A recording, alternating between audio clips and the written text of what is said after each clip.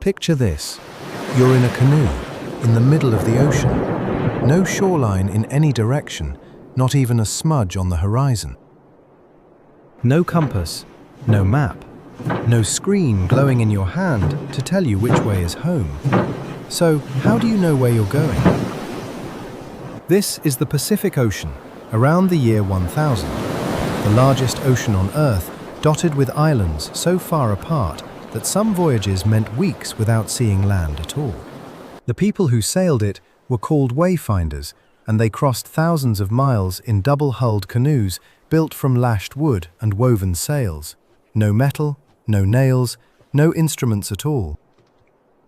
A wayfinder's mind held something like a compass, but instead of a needle, it was built from stars.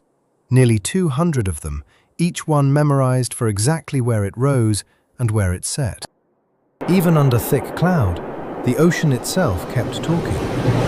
Swells rolling in from steady, distant winds crossed and bounced off islands hundreds of miles away, leaving patterns a trained hand could feel.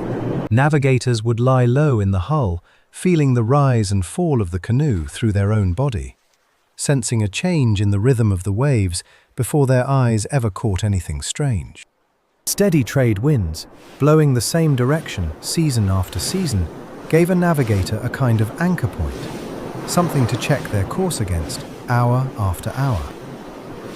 At dawn, certain seabirds flew out from land to fish. At dusk, they flew home. Catch a bird heading the same direction every evening, and you'd caught a compass with wings. Clouds told stories too. A lagoon's warm, shallow water could colour the underside of a cloud pale green, a tiny signal of land hiding just past the horizon. None of this came quickly. A master navigator often trained for 15 or 20 years, memorizing star paths, swell patterns, and bird routes, long before ever captaining a voyage alone. But on one voyage, deep into open water, the sky turned. Clouds rolled in thick and grey, swallowing every star the navigator had spent a lifetime learning. The storm churned the swells into confusion, crossing and clashing from every direction at once.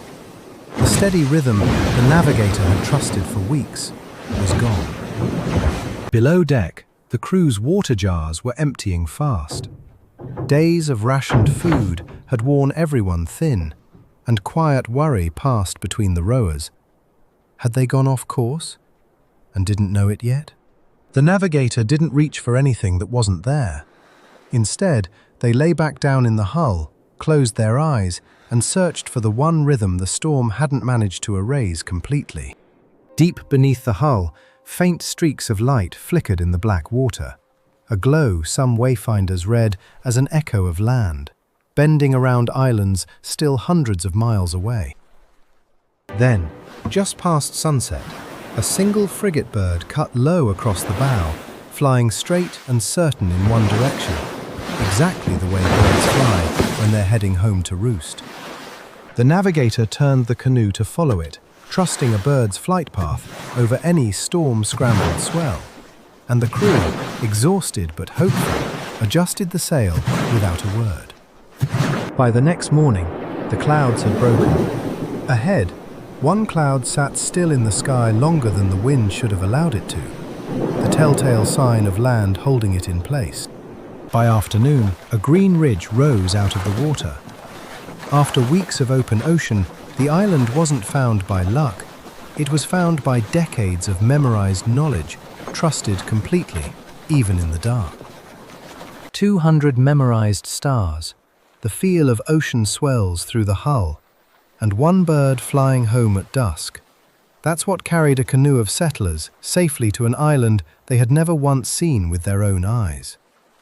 And the ocean is just one place where people found ways to solve problems no tool could solve for them before buttons ever existed.